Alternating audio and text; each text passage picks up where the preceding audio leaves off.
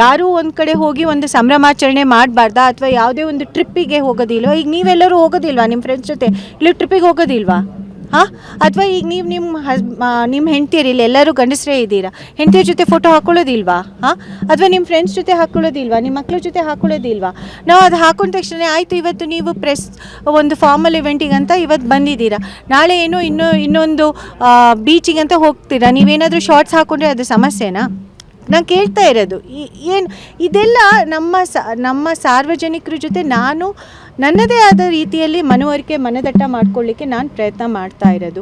ಸುಳ್ಳು ಜೀವನ ನಿಮಗೆ ನಾವು ತೋರಿಸ್ಬೇಕು ಅಂದರೆ ಸುಳ್ಳು ಜೀವನನೇ ನಾವು ತೋರಿಸ್ತೀವಿ. ನಿಮಗೆ ನಿಜವಾದ ಜೀವನ, ನಮ್ಮದು ವ್ಯಕ್ತಿತ್ವ ನೀವು ಅರ್ಥ ಮಾಡ್ಕೋಬೇಕು ಅಂತ ಹೇಳಿದರೆ ಎಲ್ಲದನ್ನು ಅರಗಿಸ್ಕೊಳ್ಳುವಂಥ ಶಕ್ತಿ ನಿಮಗಿರಬೇಕು. ಆಮೇಲೆ ಮಹಿಳೆಯರು ರಾಜಕಾರಣದಲ್ಲಿ ಹೊರಗಡೆ ಬರೋದು ತುಂಬ ಕಡಿಮೆ ಸಂಖ್ಯೆಯಲ್ಲಿ. ಆ ಥರ ಕಡಿಮೆ ಸಂಖ್ಯೆಯಲ್ಲಿ ಬಂದಿರೋ ಮಹಿಳೆಯರಿಗೆ ನೀವು ಈ ಥರ ಬರೆದ್ರೆ, ನೆನ್ನೆ ಇತ್ತೀಚಿನ ದಿನಗಳಲ್ಲಿ ಸಾಕಷ್ಟು ಆ್ಯಕ್ಟ್ರೆಸ್ಸಸ್ಸಿಗೆ ತುಂಬ ಟಾರ್ಗೆಟ್ ಮಾಡಿದ್ದೀರಾ. ಇವತ್ತು ಒಂದು ಮಹಿಳಾ ರಾಜಕಾರಣಿನ ಟಾರ್ಗೆಟ್ ಮಾಡಿದ್ದೀರಾ. ತುಂಬ ಅಂದರೆ ಅಸಭ್ಯವಾದ ಪದಗಳು. ಯಾರಿಗಾದ್ರೂ ಈಗ ನನಗೆ ಈ ಥರ ಬರೀತಾರೆ, ಇನ್ನು ಯಾರಾದರೂ ಪಾಪ ಅವ್ರ ಖಾಸಗಿ ಜೀವನನ ಯಾರಾದರೂ ಸಾಮಾನ್ಯ ಜನರು ಹಂಚ್ಕೊಂಡಾಗ, ಯಾರಾದರೂ ಈ ಥರ ಕಾಮೆಂಟ್ ಮಾಡಿದಾಗ ಅವ್ರ ಮನಸ್ಸಿಗೆ ಏನಾಗಬಹುದು, ಪ್ರಭಾವವಿರ್ಬೋದು. ಯಾರೋ ಒಬ್ಬ ಕಾಲೇಜ್ ಸ್ಟೂಡೆಂಟು ಅಥವಾ ಯಾರೋ ಒಬ್ಬರು ಹೌಸ್ ವೈಫು, ಆ ಥರ ಅವ್ರ ಜೀವನನ ವೈಯಕ್ತಿಕ ಜೀವನನ ಹಂಚ್ಕೊಂಡಾಗ ಅವ್ರು ಏನಾದರೂ ಈ ಥರ ಕಾಮೆಂಟ್ಸ್ಗಳು ಬಂದಾಗ ಅವ್ರಿಗೆ ಅವ್ರು ಅದನ್ನು ಯಾವ ರೀತಿ ಎದುರಿಸ್ತಾರೆ. ನಾವೀಗ ಸಾರ್ವಜನಿಕ ಜೀವನದಲ್ಲಿ ಇದ್ದಾಗಲೇ ನಮಗೆ ಜಿಗುಪ್ಸೆ ಅನಿಸುತ್ತೆ, ಹಿಂಸೆ ಅನಿಸುತ್ತೆ. ನಾವು ಏನು ಆ ಥರ ತಪ್ಪು ಮಾಡ್ತಾ ಇದ್ದೀವಿ ಅಂತ ನಮಗೆ ನಾವು ಪ್ರಶ್ನೆ ಮಾಡ್ಕೊಳ್ತೀವಿ.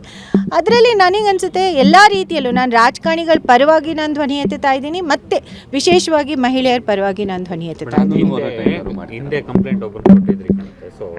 ಅದು ಆಯಿತು, ಅವನು ಅದು ಯಾವ್ದು ಮಟ್ಟಕ್ಕೆ ಇತ್ತು ಅಂದರೆ, ಅವನು ಪದ ಬಳಕೆ ಮಾಡಿದ್ದು ನಾನು ಹೇಳಬೇಕೋ ಇಲ್ವೋ, ಬಟ್ ಆದರೆ ಆಟ ಆಡ್ತಾ ಇದ್ದೀವಿ ಅಂತ ದಿನ ಪೋಸ್ಟ್ ಹಾಕ್ತಾ ಇದ್ದೆ. ನಮ್ಮ ಕಾರ್ಯಕರ್ತರು, ನಾನು ಯೂಶಲಿ ಯಾರಿಗೂ ನಾನು ಕಂಪ್ಲೇಂಟ್ ಮಾಡೋಕ್ಕೆ ಹೋಗೋದಿಲ್ಲ.